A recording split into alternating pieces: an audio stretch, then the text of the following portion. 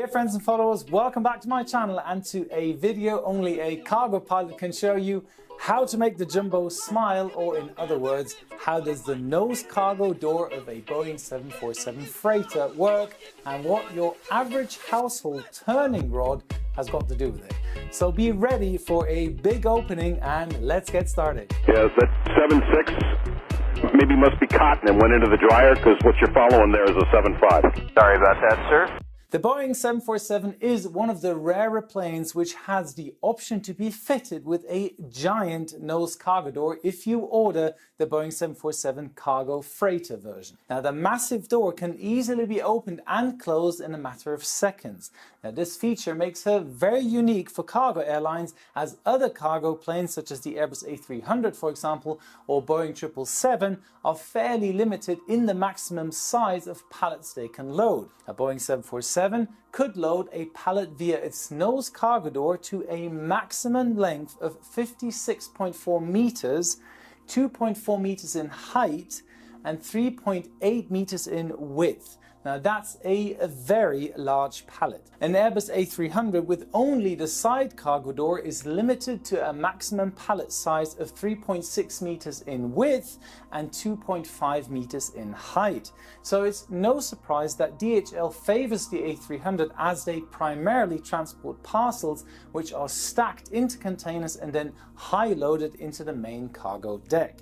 Now Cargolux, on the other hand, using the 747, operates a lot of charter flights and have specialized themselves in loading cargo parts like this gigantic drill up to 53 meters long, weighing 35 tons, and not to sound cheeky, but 35 tons are peanuts for the 747. Nevertheless, this is only possible obviously due to her movable nose cargo door, so let's look at that in more detail. So the opening and closing are done via the nose cargo door control panel located on the left-hand forward end of the fuselage. Now, to a lot of misconception, the door is not operated hydraulically. Instead, there is one electrical motor situated in the nose cone which drives two flexible shafts, each leading into a gearbox positioned at the side of the inner nose. Now the gearbox moves a large threaded rod which pushes the door outwards or pulls it inwards during closing. Now let's say we wanted to close the door. The operator has to push the system power switch upwards, at the same time pushes the nose cargo door control switch to the left to start the closing. Now the process can take roughly up to 1 minute, and once the door seems closed, the operator has to maintain the switches in their position to activate the latch actuators. Now the first one to be activated is the pull-in hook actuator, which literally grabs the fuselage, pulling the nose towards the fuselage.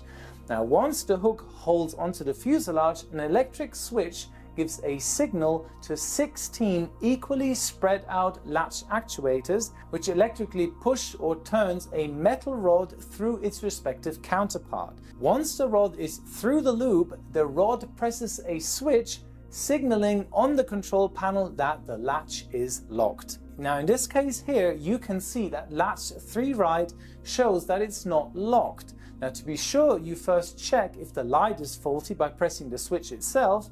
The light seems okay, so you walk across to the other side of the fuselage and you'll find the latch actuator test panel. Before selecting anything, you have to check if the test lights aren't blown out by pressing the lamp test button.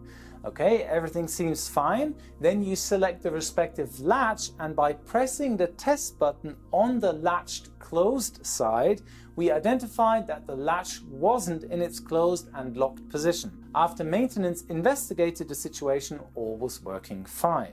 Now, most parts on airplanes are redundant, and so is the nose cargo door. It's pretty embarrassing if the customer doesn't get his freight delivered on time because of a tiny broken electric motor, for example. That's why Boeing placed these two turning rods near the nose cargo door, which fit into this coupling right here next to the gearbox, with which you now can manually close the door, which is very similar to your household turning rod.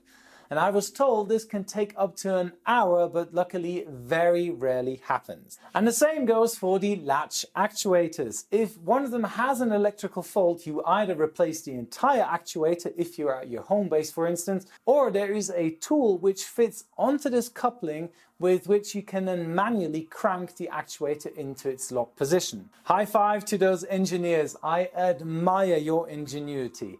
And nothing beats redundancy, redundancy, redundancy. The opening of the nose works just vice versa, but there are limits to the opening procedure. For example, the maximum wind for opening and closing is 40 knots, and in its open position it can withstand winds up to 65 knots. But by then the ground operation would have come to a halt anyways. Another rumor to be clarified: can you open the nose from the cockpit? No, there is no such panel in the cockpit. The only indication the pilots have is on the ICAS door page, showing if it's either open or closed. Well, to be fair, you can see if it's open or not. Also, a special electrical power setting has to be given, otherwise the door won't open. And this power setting includes no running engines.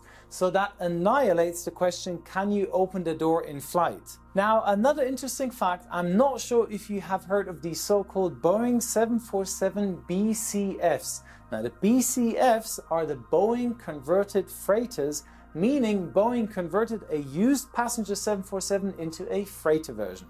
Now, they are pretty rare, but great to fly, as they have a different kind of air conditioning system and obviously the longer upper deck. But the BCFs never come with a nose cargo door, as it is way too expensive to change the entire forward fuselage, so they come with closed windows, strengthened floor panels, floor rollers, and a newly fitted side cargo door. Eva Air or Martin Air, for example, have a few of those, and you can clearly see the longer upper deck with more windows and the fitted side cargo door. They also call them 747-400 SF for Special Freighter, or BDSF, which is the abbreviation for the company who converted the plane. So you see, the nose cargo door and the side cargo door puts the 747 into a class of her own, and so far no other plane can really compete with her. Okay, maybe the Airbus Beluga or the Antonov freighters, and her biggest rival, by the way, is the Lockheed Galaxy C5. Why is the C5 her biggest rival? You'll see in an upcoming video. But the future will show what happens with the nose cargo door, because so far there is no plane out there which can be retrofitted with such a unique door. So we will be seeing the Queen of Disguise for a few more years until the engineers have come up with a solution in replacing Her Majesty. That's it for today. Thank you very much for your time. To become my wingman, hit that subscribe button and the notification bell so you won't miss out upcoming videos. And don't forget, a good pilot is always learning. See you next week. All the best, your Captain Joe.